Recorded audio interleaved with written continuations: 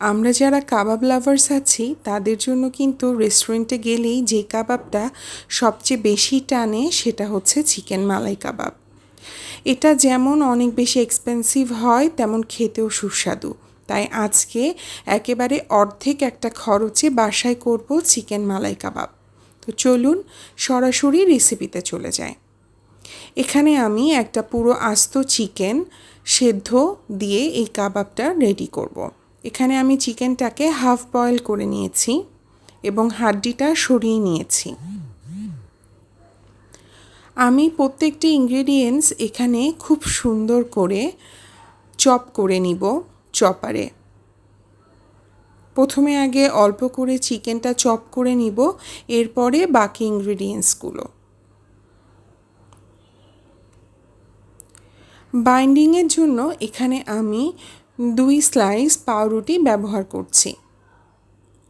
আমি এখানে পাউরুটিটাকে প্রথমে পানিতে একটু ভিজিয়ে নিয়ে পানিটা চেপে ফেলে দিয়েছিলাম। আমার ফুল চপড রেডি। এখন আমি যেই মশলাগুলো আছে সেগুলো দেব। প্রথমে আমি দিয়ে নিয়েছি এখানে পেঁয়াজ স্লাইস করা বা পেঁয়াজ কুচি, যেটাকে আমি আরও চপ করতে চাচ্ছি, এবং দিয়েছি এখানে কাঁচামরিচ, দিয়েছি ধনিয়া পাতা। যদি ঘরে পুদিনা পাতা থাকে তাহলে আপনারা সেটাও ব্যবহার করতে পারেন। এখন এটা সুন্দর করে চপ করে নিলাম। দেখতেই পাচ্ছেন এখন আমি প্রত্যেকটা জিনিস আমার যে মুরগিটা আমি চপ করে নিয়েছি সেটার সাথে মিলিয়ে দেব।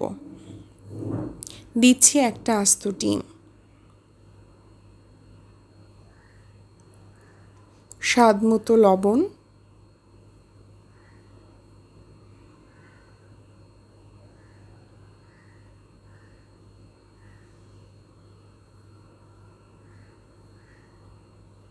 এবার এখানে দিয়ে দিচ্ছি আমি 2 টেবিল স্পুন সয়াবিন তেল। কাবাবে আসলে একটু মাখানোর সময় সয়াবিন তেলটা ব্যবহার করলে এটার টেক্সচারটা অনেক ভালো হয়। দিয়ে দিচ্ছি এখানে গরম মশলা গুঁড়া। আসলে আমরা রেস্টুরেন্টে যখন খেতে যাই এই টাইপের খাবারগুলো কিন্তু মন ভরে না খাওয়ার পরও। এখানে আমি দিয়ে দিচ্ছি জিরা গুঁড়া, ধনিয়া গুঁড়া, সব কিছুই আপনার পরিমাণ মতো দিয়ে নেবেন। দিয়ে দিয়েছি শুকনা মরিচের গুঁড়া।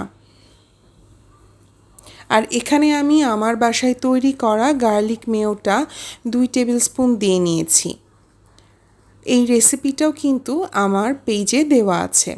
এখন খুব ভালো করে আমি প্রত্যেকটা ইনগ্রেডিয়েন্টস একসাথে যেন মাখানো হয়ে যায়, খুব ভালো করে সুন্দর করে সময় ধরে মাখিয়ে নেব। এই কাবাবটা কিন্তু তৈরি করতে একদমই সময় লাগে না, কারণ হাতের কাছে যা কিছু আছে তাই দিয়ে কিন্তু জলদি হয়ে যায়।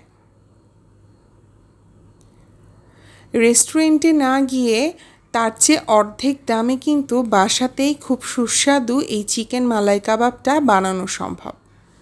আমি ওটা মাখিয়ে মোটামুটি হাফ অ্যান আওয়ার ফ্রিজে রেখে দিয়েছি। এখন আমি এখানে তেল গরম করে নিচ্ছি। মিডিয়াম আঁচে তেলটাকে গরম করে নেব, খুব বেশি গরম করব না। আপনাদের বাসায় এরকম পাইপ অনেক সময় পাওয়া যায়, বা যখন আমরা যে কোনো ড্রিঙ্কস খেতে যাই পাইপগুলো থাকে। তো এই পাইপগুলোকে আমি বেস ধরে এটা চারপাশে আমার যে কাবাবের ফিলারটা বা কাবাব যেটা ওটা সুন্দর করে শিক কাবাবের মতো করে পেঁচিয়ে নিচ্ছি, দেখতেই পাচ্ছেন। পাইপে আমি সামান্য একটু সয়াবিন অয়েল ব্রাশ করে নিয়েছিলাম।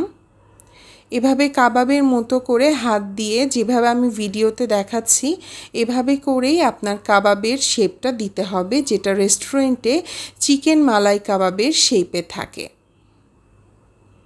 ভেতরে একটা ঘোল থাকবে আর লম্বা হবে। এভাবে করে মিডিয়াম লেয়ারে যে তেলটা আছে এর মধ্যে আমি এখন ছেড়ে দিচ্ছি। প্রত্যেকটা কাবাবই এভাবে করে দিয়ে দিচ্ছি। একটু সময় ধরে সুন্দর করে হালকা বাদামি করে একটা গোল্ডেন কালার করে ভেজে নিতে হবে। এটা যখন ভাজবেন তখন দেখবেন চারিদিকে শুধু ঘ্রাণ মৌ মৌ করছে। গেস্ট আসলে কিন্তু এখন আর বাইরে থেকে খাবার অর্ডার না করে বাড়িতেই কিন্তু খুব সুন্দরভাবে এই টাইপের কাবাব বাসায় বানিয়ে ফেলতে পারেন।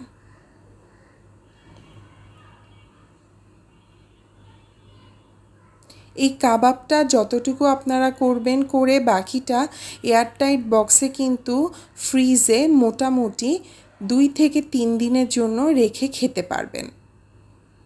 বাচ্চাদের টিফিনে কিন্তু এটা খুব মজাদার একটা খাবার আইটেম হতে পারে। সুন্দর করে আমি ভেজে নিচ্ছি আর এটা সার্ভ করতে পারেন গার্লিক মেয়ো দিয়ে।